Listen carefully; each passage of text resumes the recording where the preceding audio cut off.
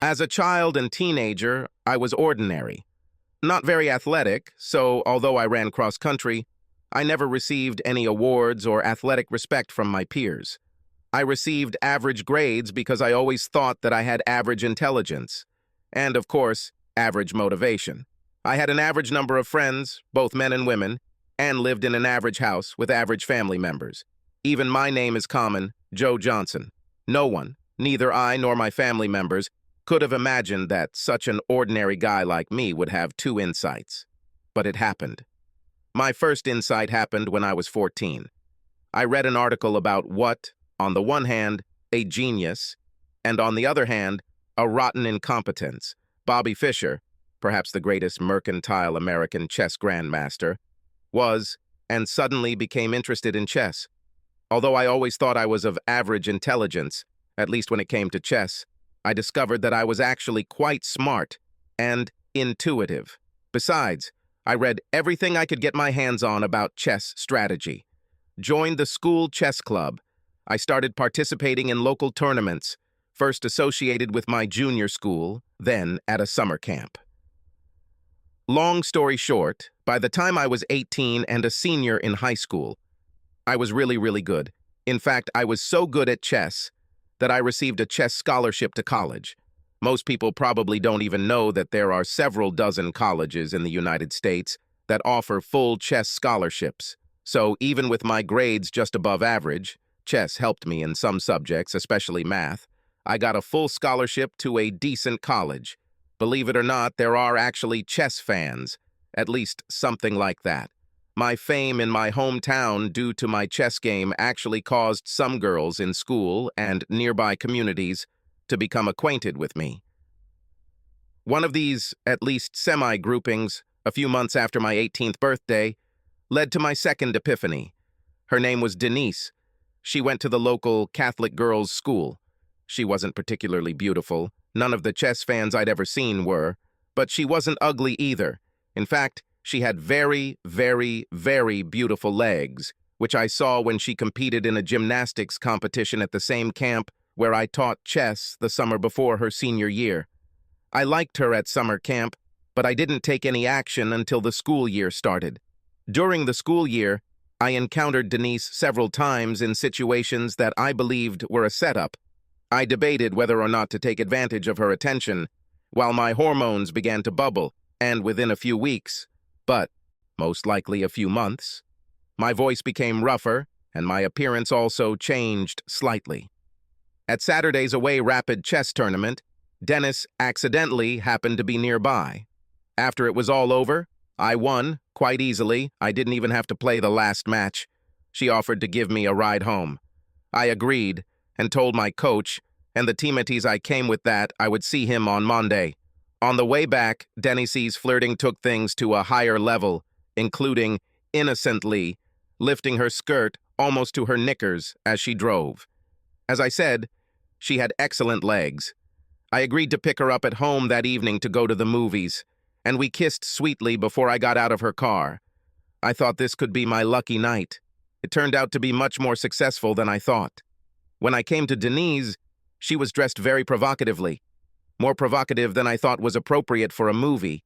That's when I learned that her parents weren't home and wouldn't be home for at least 4 hours. After that, she came up to me and kissed me on the lips. The reaction was immediate. Although I was a virgin myself, it was clear that Denise was not a virgin. Soon we were both naked. Again, long story short, I had my first sex that evening. She tried hard to get me going for round 2, but despite my enthusiasm, I was a throwaway.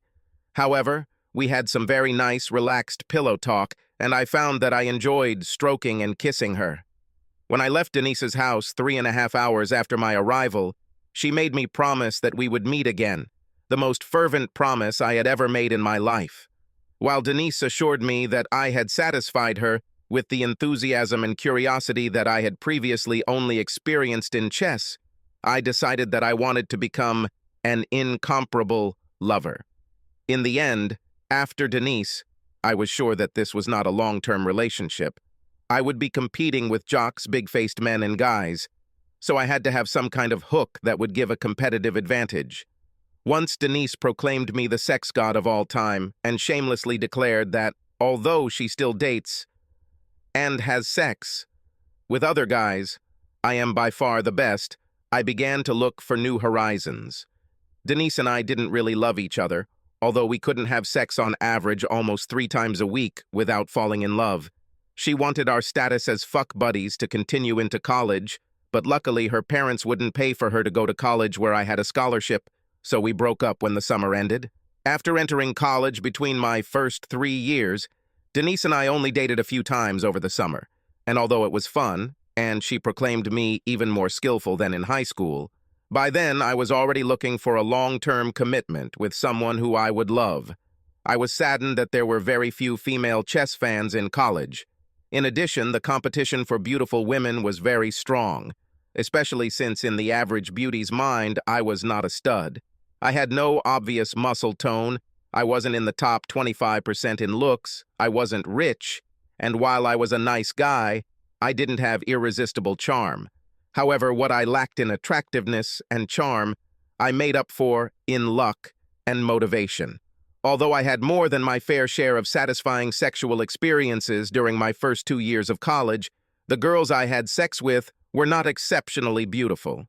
Nor were they the type to brag or even advertise that we had sex. Everyone really wanted our relationship to continue, but I became more and more interested in finding a girlfriend and possible wife rather than a sex buddy. Towards the end of my junior year, I decided to implement a plan that I had been preparing for several months. The woman I was interested in, her name was Dolores, was a real sexy beauty. I often thought I was fooling myself into thinking I had any hope of getting back together with her, given the guys she was dating, and I knew the only chance I had was to get her into bed and stun with sexual prowess. However, Dolores had a friend and sorority sister named Bernice, who was as loose and gossipy as any woman I had ever met in my life, and although she was good-looking, she was not in that unattainable category, as is Dolores. I met Bernice through friends and 2 classes we took together during the first semester of my junior year. I got lucky when I was at an outdoor party with male friends, and she and her date got drunk and had a public fight. As she was running away from him, I intercepted her, told her he was a complete moron, and asked if she needed a ride home. She gratefully agreed, and on the way to the car, in a drunken stupor, she bumped into me several times, in keeping with her uninhibited nature, which was undoubtedly enhanced by the drink. She brought up many racy topics on the way to her apartment. One of them was especially surprising. It sounded something like this. One girl who dated you said that you had some wonderful hidden talents. Was she just pouting, or are you really a hidden male? I don't know who you're talking about, I smiled, actually quite surprised because I didn't think that any of my companions were talking about me with the other girls. Her name is Melissa or Miranda or something like that. She was drunk as hell at some party, and I walked in on her while some guy was licking her, and she was berating him for not being even 1/10 as good as Joe Johnson. Maybe it was another Joe Johnson, I said with a wide, white-toothed smile, which interested her very much. Again, long story short, I showed Bernice my talents that night before she passed out. The next day, Bernice showed up in my dorm room. Having practically kicked out my neighbor, she said in her inimitable, relaxed manner, "We had sex last night before I passed out, or was I dreaming?" "It looks like there really was something," I smiled. "I want to know if this is real. Can't you come to me tomorrow night and do it again while I'm sober?" "I don't know, Bernice. I like you, but I'm not interested in a long-term relationship, and I don't want you to have the wrong opinion. Plus, if I suddenly want to date one of your sorority sisters, I don't want you to be crazy about me, or for her to turn me down just because I slept with you." "Listen, dumbass," she snorted. "I don't want a relationship with you either, and I won't stop you from dating one of my sisters if she's stupid enough to want to date you. I just want to see if sex with you sober is as good as my foggy memory says it is." "What time should I appear tomorrow?" I asked with a very wide grin. "At 8 o'clock, but I have a test the next day. So you'll have to leave at 10 if you last that long," she chuckled, now smiling at herself, although it was a devilish smile. "So, at 8, I grinned. The next day I tried to finish all my schoolwork, had an early dinner, and did some language exercises. This was my chance to get on Dolores's radar, and I didn't want to miss it. I arrived at Bernice's at 8 o'clock in the evening. When she greeted me, I took the initiative and picked her up, French kissing her, making sure she noticed my muscular tongue, over 8.5 centimeters long with a sharp tip, and carried her to the bedroom. I attacked her with force, not even bothering to take off her top or my clothes. I tried as hard as I had ever tried in my life until that moment. I lay there and hugged her, then got dressed, wrote her a note, and left. I had a lot of fun. She was as supportive and appreciative a partner as I've ever had, so even if it didn't work out as part of my plan, I was very glad I had the experience. The next day, I was sitting in the student union talking to 2 male and 1 female friends when Bernice approached me. She looked unkempt and agitated and walked on her toes, which is not typical for her. She ordered the 3 I was with to leave and then sat down next to me. "Because of you, it seems I failed my world history test today," were her first cheerful words. "Like this?" I asked. "You drove me crazy last night, even though I told you I had to study for a test. Couldn't you stop?" "No, damn it, I couldn't stop. By the way, sex with you is really interesting." Bernice smiled and then laughed. "When can we do this again? On Friday or Saturday night, just not when I have classes the next morning." "Why not on both Friday and Saturday?" I answered. Bernice thought for a moment. "Friday for sure, and let me work on canceling my plans on Saturday." I actually stayed at her apartment on a Friday night and found that under favorable circumstances my recharge time was about 5 hours.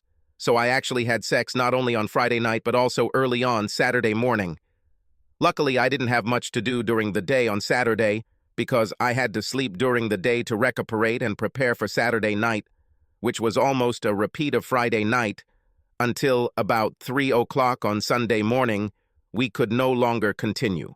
Over the next week, I received more smiles from pretty women when I passed by on breaks or during class than I ever had in my life. Among them was Dolores. After 3 more marathon sessions with Bernice over 3 weekends and continued smiles from women across campus.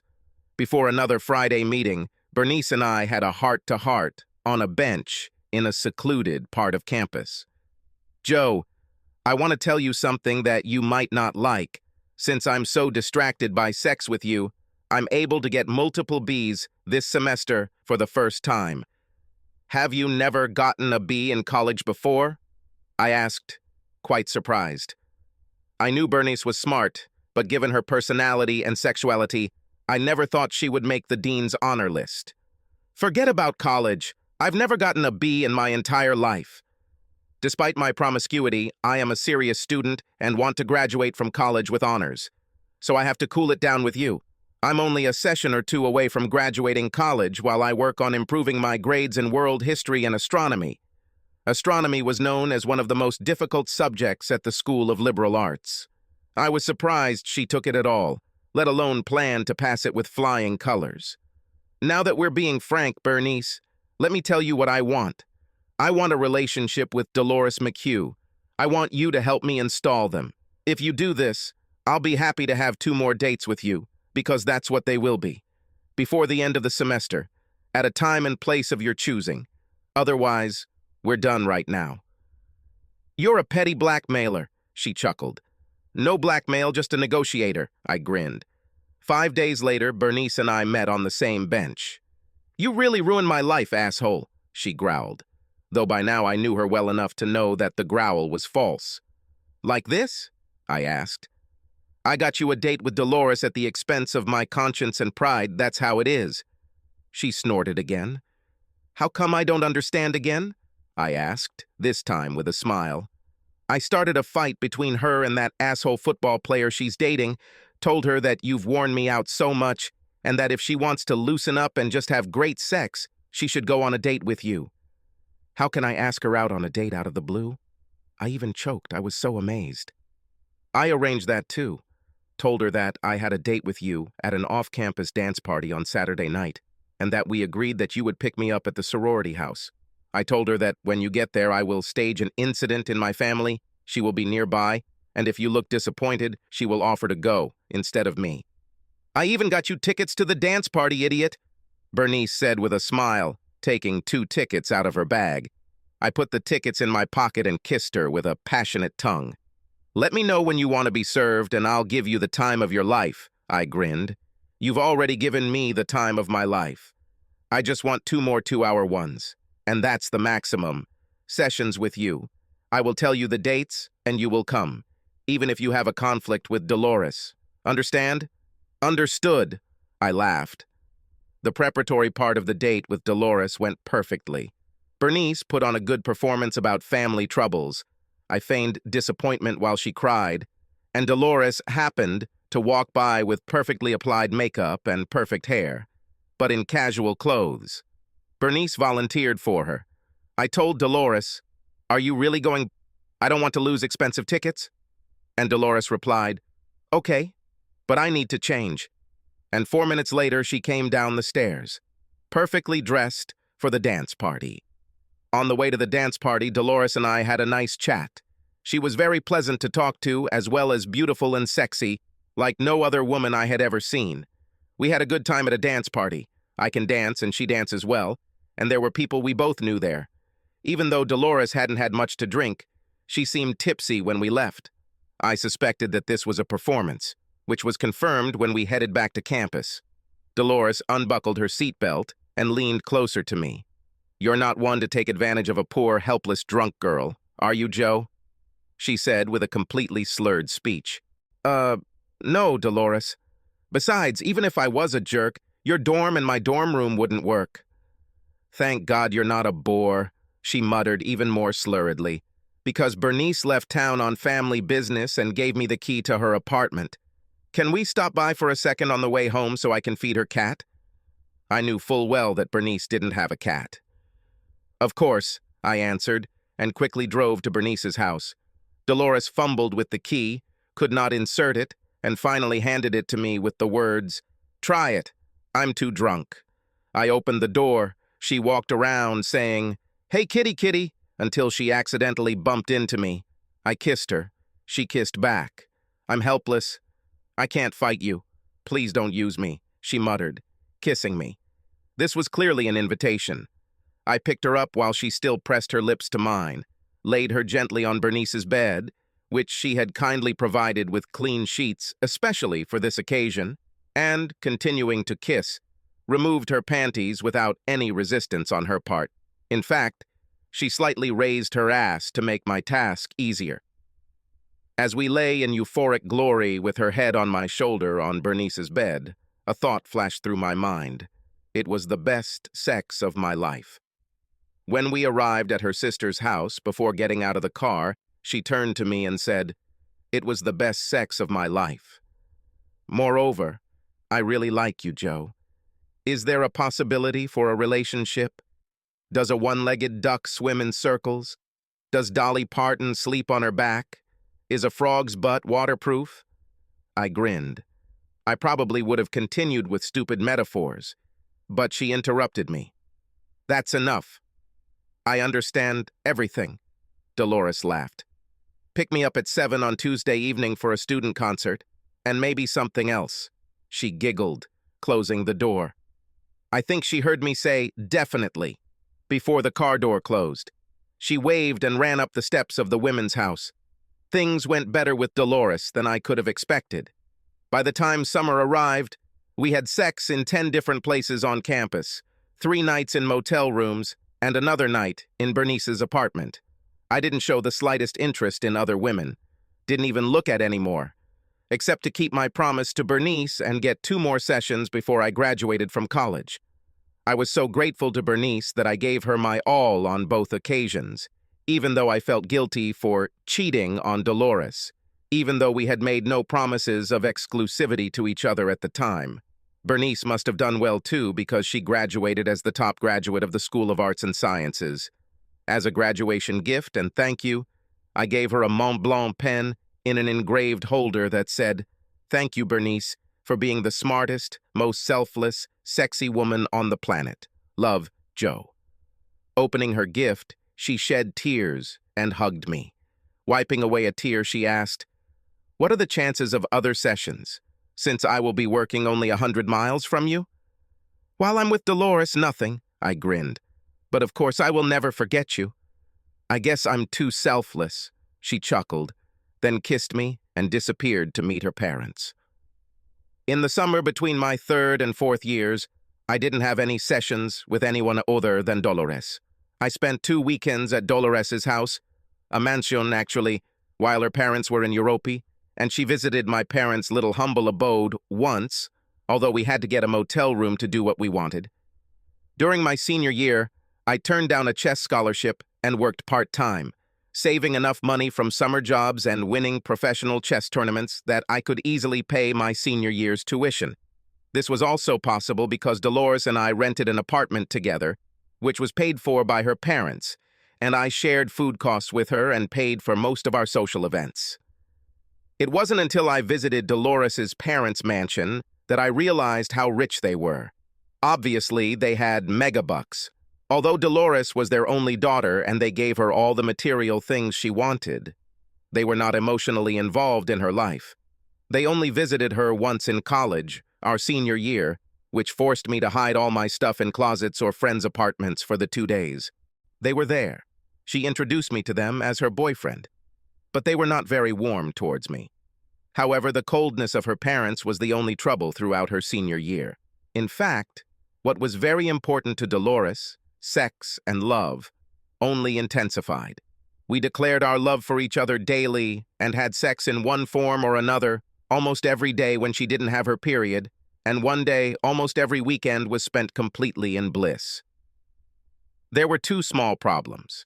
First, she spent a lot of money, her parents, on clothes, cosmetics, spa treatments, and anything else she wanted. Secondly, if she drank, she would tell her friends, often in front of me, about what a sex god I was. I hoped she didn't do the latter because she had to justify to them why a goddess like her would date a guy who was out of her league in looks. When I asked her about this, she assured me that that was not the case. However, this resulted in many of her friends either giving me glances or giving me wary looks, which I didn't like. The logical continuation of our romance was the wedding we had 2 months after graduating from university, when we both got decent jobs in the same city.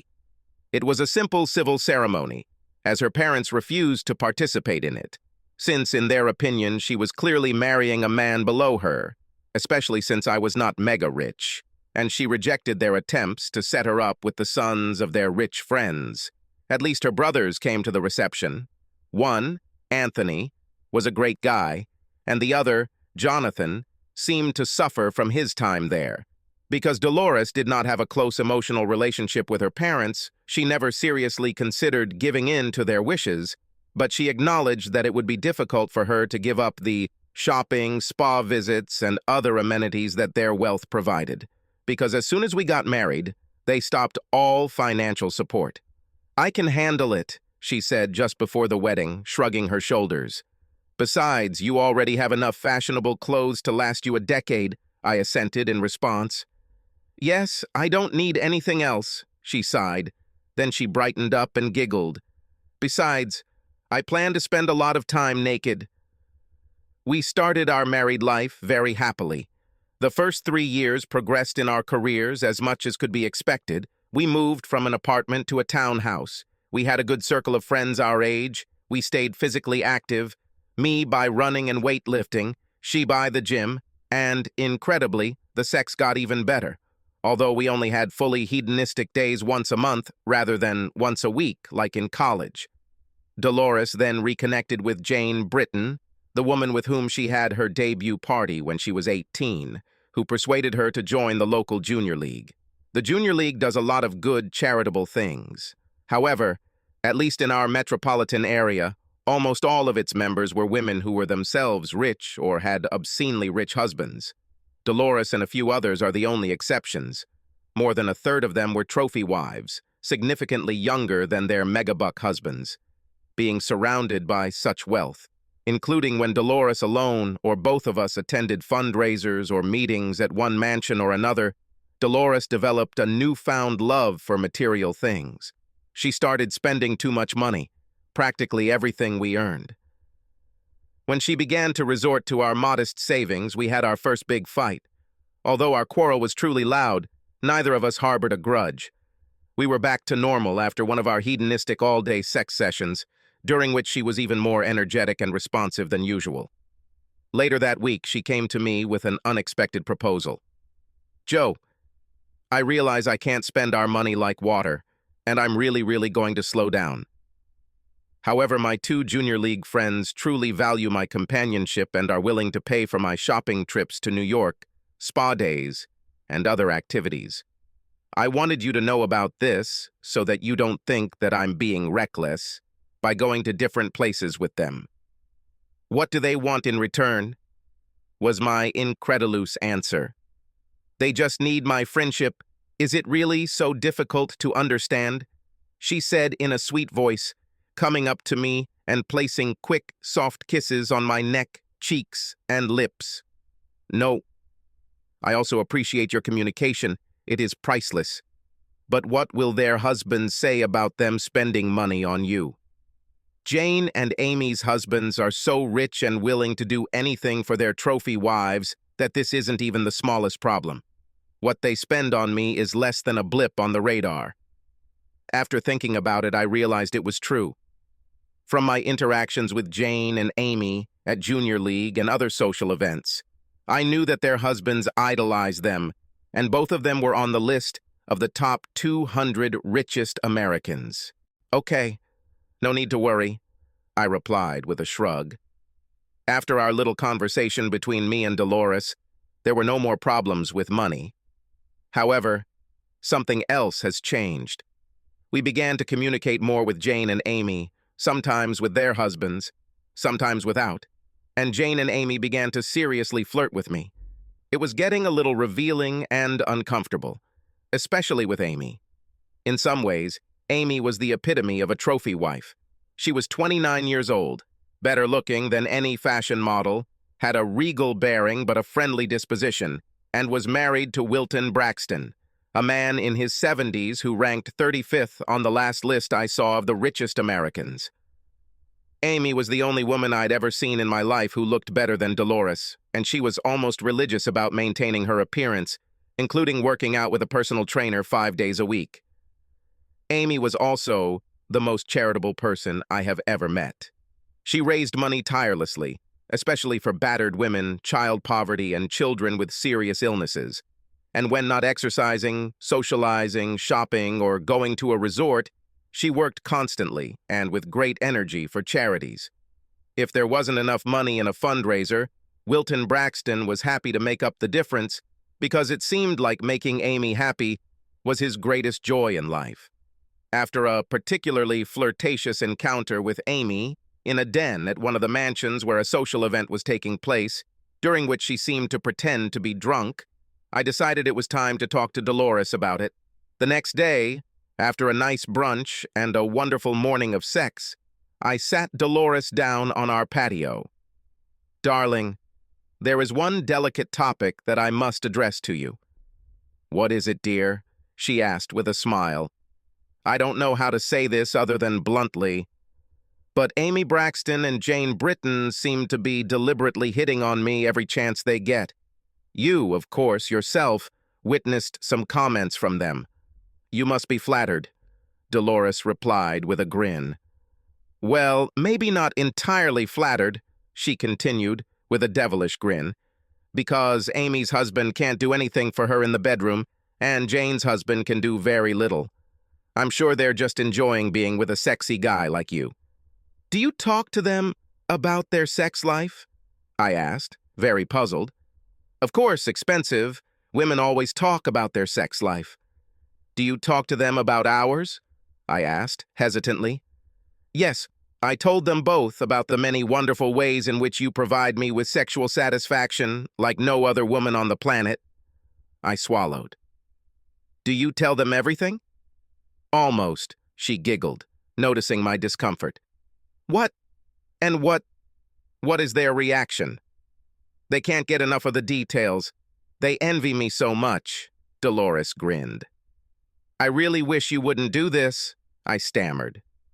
"Why not? They keep it to themselves." Are you drunk when you talk about your sex life? Sometimes, but often, especially when we go to the spa or shopping, we are sober. I think they live vicariously through me, and I am very happy to help them since they sponsor my activities, she answered without a hint of embarrassment. Seeing the suffering on my face and noticing that I was convulsively squeezing my hands, she came up to me, sat on my lap, and kissed me. I really wish you wouldn't do that again, I said between kisses. On the one hand, I don't want to offend them, but on the other, I'm a man. You know they are very attractive. Of course I do, dear. In fact, Amy is probably the most beautiful woman I've ever seen, and Jane isn't too far behind. But I know you can handle this. With that, she knelt down for the second time in as many weeks. I fantasized that it was Amy. And believe it or not, when we had sex, I fantasized that it was someone else for the first time since I met Dolores. After this, Amy and Jane's flirting only intensified. Some of the comments Amy made, including to Dolores, albeit with a double meaning, were super risque. Dolores just smiled, and I sweated. One Friday evening, the situation reached a critical stage. Separately, Dolores and I were scheduled to meet Amy and Wilton, taking time off from their busy schedules right after work to attend the opening of a popular play downtown. Of course, Amy and Wilton got front row seats because they were benefactors of the theater. When I arrived, only Amy was there. She greeted me with an overly long and familiar hug. After a short conversation, my mobile phone rang. It was Dolores. "Honey, bad news. My brother Anthony's wife just called and said he was in an accident. It is not life-threatening, but she needs help with the children. I'm so upset that I'll miss the performance I can't refuse them." "Sorry to hear that, dear. How long will you be gone?" I asked, knowing that Anthony and his family live just one suburb away. "I hope it's only a few hours, but I'll really miss it." "Me too, Dolores. I'll call you to let you know when I'll be back this evening. Listen, my love, if Amy or Wilton are there, will you give them the phone?" "Okay. I love you," I replied, handing the phone to Amy. Amy and Dolores chatted for a while, with Amy saying things like, "We'll miss you," "I understand," and "We'll take care of him." Shortly after Amy handed me my cell phone, hers rang. After a short conversation during which she seemed disappointed, she handed the phone to me. "This is Wilton, Joe. He can't come either, but he wants to talk to you." "Hello, Wilton. How are you?" were my first suspicious words. "Listen, Joe, a very important business deal just came up, and I have to take my private jet to Paris within the hour. I won't be back until Sunday evening. I'm really sorry that I'll miss the show, but Amy really wants to go to it, so please join her and then go to dinner at my expense.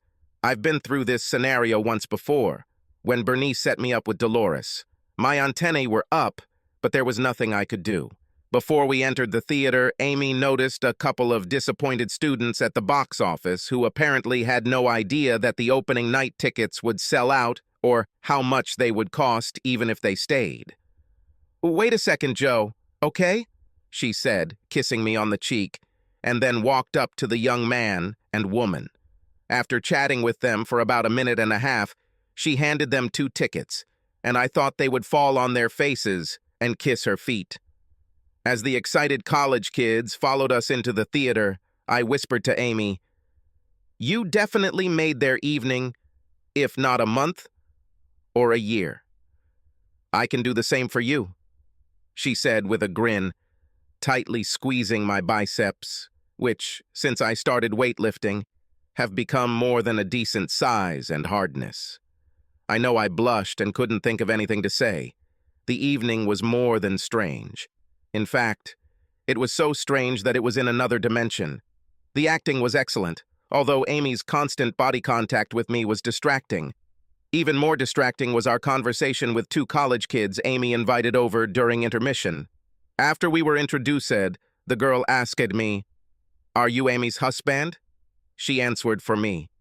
"No, my lover," she answered, winking at me. The young man responded to this remark by throwing out the wine, he was drinking and which Amy had bought for him from his nose. Luckily, we all laughed, and I quickly changed the subject. During dinner, Amy constantly ran her booted foot up and down my leg and sometimes placed her hand on my thigh. She seemed to have had at least 7 drinks during dinner and began to mangle her words. I ate almost nothing, trying my best to carry on light conversation. After dinner, as I was driving Amy home, she seemed to pass out. When we got home, she was giggling and almost incoherent. I rang the doorbell of her mansion, but there was no answer. Finally, I woke Amy up. "Amy, no one is answering in your house. The maid has a day off today," she blurted out with glassy eyes. "Do you have a key?" I asked. "Right here," she giggled, handing me her clutch. I easily found the key in her small clutch, helped her out of the car, and literally carried her to the front door, which was no easy task, up the 10 steps from the circular driveway to the ornate entryway. I positioned her against the front wall, opened the door, and led her inside. I walked in first, helping her when she stumbled behind me. Suddenly, she straightened up, closed the door, and leaned, her back against it. She took out her mobile phone and pressed the button. She seemed unexpectedly happy about this. "What's happening?" I asked. "Your wife will call you in a few seconds," Amy said with a mischievous grin. At that moment, my cell phone rang, and I answered the call, turning away from Amy. "Hello, dear," Dolores said. "Anthony's wife asked me to stay until Sunday evening because they really needed me. I hope you don't mind. I wish I could chat longer, but there's so much commotion here. Love you and can't wait for Sunday." Then she ended the call without responding in any way to my pleas. Wait, or to my question. What's going on? When I turned back to Amy, she was naked except for her high heels and a necklace of rubies and diamonds. Her beauty and sexuality took my breath away. "What?" That was the only stupid thing that came out of my mouth other than a sigh. Amy came towards me, pressing her fabulous tits against my chest and wrapping her arms around my neck. "I'm sorry you're so ignorant, Joe, but Dolores acted as a liaison. She set it all up." I was confused, but gaining some clarity. "What about Wilton?" I muttered. "Wilton has known since we got married that he can't satisfy me in the bedroom, but he wants me to be happy. As long as the guy is married, and as long as he approves of him, and as long as we're careful, he doesn't mind me having extracurricular activities. He approved of you, as his phone call to you clearly showed." I'm sure my eyes widened, and I was definitely speechless as I looked into Amy's mesmerizingly beautiful azure pupils. "You're not going to be the first guy in my life to turn me down, are you, Joe?" she asked rhetorically before sticking her tongue into my mouth. While we kissed passionately, in my brain, thoughts flashed, in no particular order. It was all set up by Dolores, probably to pay for those expensive shopping trips and spa treatments. I'm just a man. How can I refuse the most beautiful woman I have ever seen in my life, who is also cheerful and philanthropic? I must be in Bizarro's world. This doesn't happen on Earth in real life. When we broke the kiss, Amy whispered, "Let's go upstairs." "I have other plans," I snorted in response. With that, I flipped her over, knocking off one of her Christian Louboutin heels in the process. I carried her into the living room, laid her spread out like an eagle on the most expensive sofa, and then began the full treatment. While Amy lay delirious on the sofa, I picked her up and walked up the stairs until I found a room that I was sure was one of many guest rooms. I laid her on the bed, locked the door, and quickly undressed. When, after a quick dinner, which she prepared herself, since there was no maid, cook, or butler in sight, Amy and I parted on Sunday evening around 6:30. I had achieved my goal. She couldn't walk straight. I have never felt better in my life, even after the best sex sessions with Dolores. This really bothered me. "We'll be in touch," were Amy's last words as I walked out her front door. I chuckled and drove home. All the way back, my thoughts were in turmoil. What the hell was this supposed to do to my life? Will, despite her obvious approval, this ruin my life with Dolores? What should I tell Dolores? What if she comes to me for sex and I'm almost useless. I parked on the street since Dolores' car was in the driveway and was blocking the entrance to the garage, and walked through the side door of our townhousey. I must have been quiet because I heard her talking on the phony. Then I deliberately became silent and began to eavesdrop and hear Dolores giggle in an upbeat tone. Yes, I know. You thought I was exaggerating, but now you believe. There was no doubt about who she was talking to, just as there was nothing except 100% certainty that she had arranged everything. After listening for a few minutes, I quietly slipped out through the side door and noisily entered the front door. Reuniting with Dolores turned out to be much easier and more pleasant than I had imagined. She hugged me tightly, quickly kissed my neck, cheeks, and lips, and when she wasn't kissing me, she had a smile on her face. I learned that the situation with Anthony was not serious, that she was glad that I enjoyed the play, and that she hoped Amy had a good time. She didn't ask where I was, and I didn't say anything. Amy called me at work on Tuesday to say thank you. She was cheerful and cheerful. You've worn me out this week, but could we meet sometime next week to talk about setting up another connection? I think we can arrange it, I grinned in response. Then we both laughed and hung up. Despite my euphoric meeting with Amy, which clearly happened with Dolores and Wilton's blessing, I was still concerned about what this meant for the future. Over the next 2 weeks, I tried to talk to Dolores about it. Her answer was always to either please me or entice me into other forms of sex. My sex life with her was as intense as before. I was still struggling with my feelings, even after 2 more sessions with Amy over the next month that were not as long as that hedonistic weekend. But, at least in public, Amy no longer openly flirted with me, although she was always pleasant. Jane began to pester me, even in the presence of Dolores, and I knew where this would lead. I was still in a state of intense internal conflict, despite Dolores's best efforts to steer me away from any confrontation or even conversation on the subject. I doubted whether Dolores really loved me, despite the fact that she had never been so affectionate, kind, and attentive. I doubted that everything could really be as it seemed, and I doubted many other things. The anguish over this began to affect my work, and then again, a happy accident happened. I was in the yard, but not noticing Dolores. I went into the basement to do some business when the landline phone rang. Caller ID showed it was Amy. Curious enough to assuage the guilt of invading Dolores and Amy's privacy, I waited until I heard Dolores answer upstairs. Then he picked up the phone in the basement, simultaneously turning off the microphone.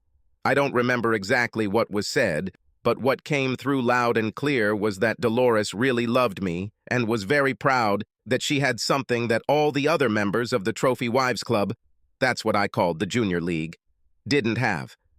A husband who can always satisfy her sexually. She was so proud of it that for some reason she didn't mind sharing me with her 2 best friends, because even though they had money and she didn't, they had no sexual satisfaction. Dolores did not express any fears that I would leave her for some other woman, because she was sure that I loved her as much as she loved me. After this telephone conversation, I essentially stopped suffering and simply steadfastly carried my burden. 3 years have passed since that phone call, which essentially ended my torment. I say essentially because although I was willing to go along with what Dolores wanted, I didn't want her to have a sexual relationship with another guy. My position was different from hers. Sharing was not in my genetic makeup. I never discussed this with Dolores specifically, but I made it clear to both Amy and Jane that I would never approve of Dolores taking a lover. I'm sure they both passed this on to Dolores, because every time I overheard any conversation between them, they told each other everything. I started to serve. That's how I think of it, and so did Jane. Jane is a sexy woman, but not in the league of Dolores or Amy. However, when it comes to sex, she is a sprinter. She is only interested in sex, and although she is pleasant, she is not very responsive or playful. Therefore, sessions with Jane every 2 weeks are relatively quick and without much difficulty. However, the nearly weekly sessions with Amy are not quick and easy. Although I try my best to suppress them, I have real feelings for Amy, although I cannot tell if she loves me.